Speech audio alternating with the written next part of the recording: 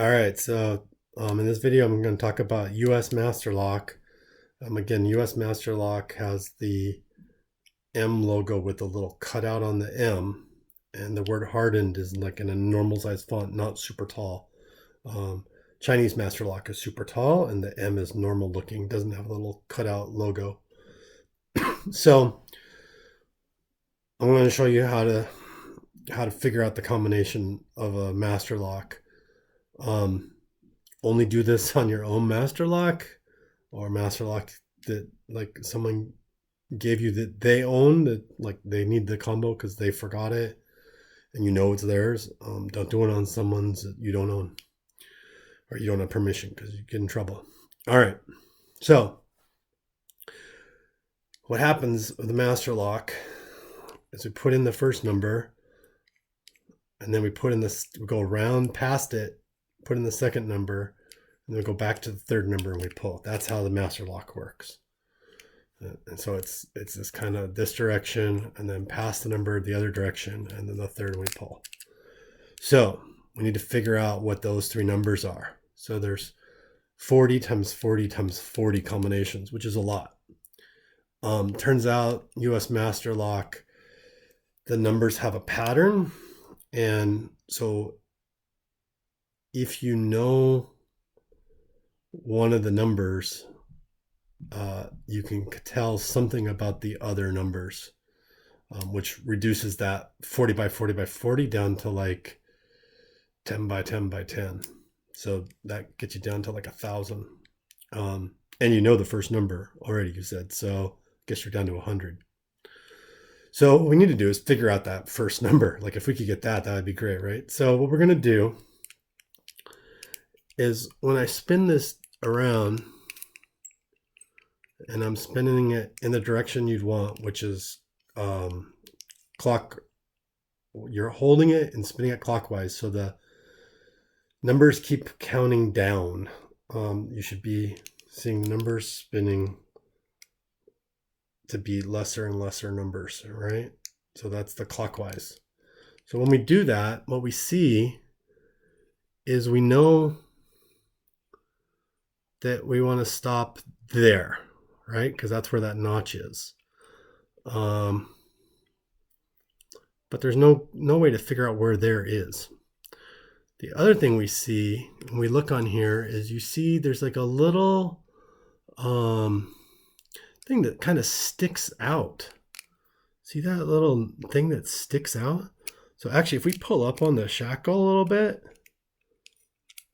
we pull up on the shackle. It's hard. I'm going to just ignore the camera for a minute. There, see how it, like, there, when it goes around, see how it's, I'm hitting that little notch and that piece are hitting each other when it goes around. And what I'm seeing is every time that happens, I'm at the number 4 on this dial. And so the trick is you got to figure out how much you're supposed to pull. If you pull too hard, it won't work. But if you pull just enough, but pretty hard, you're able to go around. In each time you go around, you'll hit that number, some number. In this case, I'm hitting 4. So what does 4 tell us? 4 tells us at that point, we're exactly there. And this disc is a fixed disc. Like they all made these with the little notch, the little thing that sticks out there, a little notch there, a little hole divot there. And then that's it. Unfortunately, 4 is not the right combo because you can see that the notch is way down here and we need it up here. So we actually are off by 6. So if we instead stopped at 10, 4 plus 6 is 10, then that notch would have been in the right spot. And it's always plus 6 because this disc is always made with a notch there, the hole there. It hits down here where the notch is here, and it needed to add 6 more to get to where it was. Cool. So we now know. Here I've written a little thing, 1, 2, 3, 4. Next line, 5, 6, 7, 8. Next line, 9, 10, 11, 12, whatever. And we know that the first number was 4. So 4 plus 6 is 10. So that's our first number, 10. So let's go find 10 on this graph. All right, cool. So 10 we found it right here. It's in the second row. So that means whatever the third number is, we don't know what it is, but it's also going to be in the same row. So if it would have been in the first row, this third number would also be in the first row. Because in the second row, it's in the second row. So this third number is one of these 10 digits. Oh yeah. And then the second one, if you go 2 more columns over, so if you go 2 more columns over, but if you were like maybe on here, it would have been 1, 2, or if you're here for your first digit, it would have been 1, 2. So just go 2 more columns over. Okay, and that's where our second number is.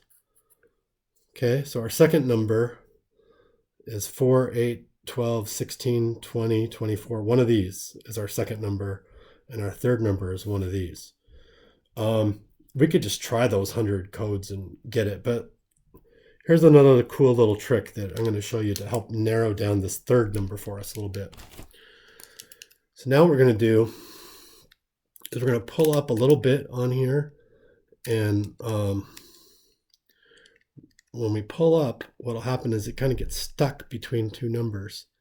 In this case, it's getting stuck between 1 and 2, right? Line to line. Okay, well, if it's line to line, it doesn't really tell us much. Okay, here, it's getting stuck on both sides of a 5. That's interesting. Both sides of a number, you want to write that down. So 5. It's doing, I'm seeing 8 and 9, 2 lines. I'm seeing 11 and 12, which is 2 lines.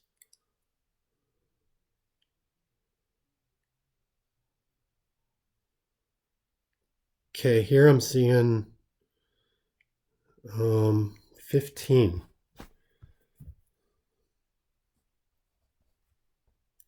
Okay, so it's both sides of the 15.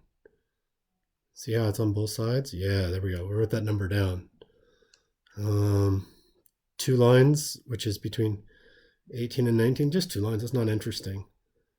Ooh, look at that. Both sides of 22. So write that down. Oh, both sides of 25. We write that down because that's interesting, right? We get here 2 lines, 28 and 29. 2 lines. We want both sides of a number. Both sides of a 35.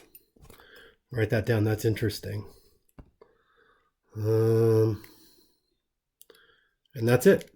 Okay, so what did we write down? 5, 15, 22, 25, and 35. One of these is the number. And we also know that since it's talking about the third digit here, it's got to be in this second column. So do we see a 5 in here? No. Do we see a 15 in here? No. Do we see a 22? Yeah. 25? No. 35? No. Okay, well, we found then that's 22. Cool. So now we're down to, it's 10, and then the second digit is one of these. The second digit, yeah, one of these, and then the third digit is 22. So we'll start with 10, and then we'll go to 10, 12, 22, 10, 16, 22, 10, 20, 22, 10, 24, 22. So we just keep, because we started at 10, we just go across and look at that number, whatever that is. Start at 12 as our second digit we're going to try. So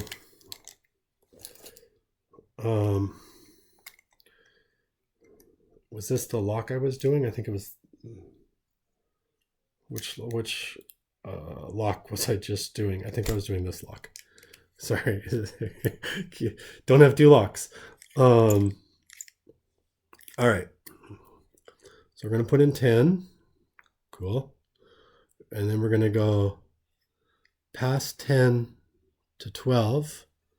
Okay. And then we're going to go to 22. Nope, that didn't work. Now here's a trick. Rather than clear the lock, you can just go back and reset the second disk to a new number. So you don't have to, you can guess, instead of 12, you can guess 16, you can guess 20, you can guess 24. Because what's going to happen when we go back, you'll feel it. As soon as I hit 12, you can feel now I'm pushing that second disk.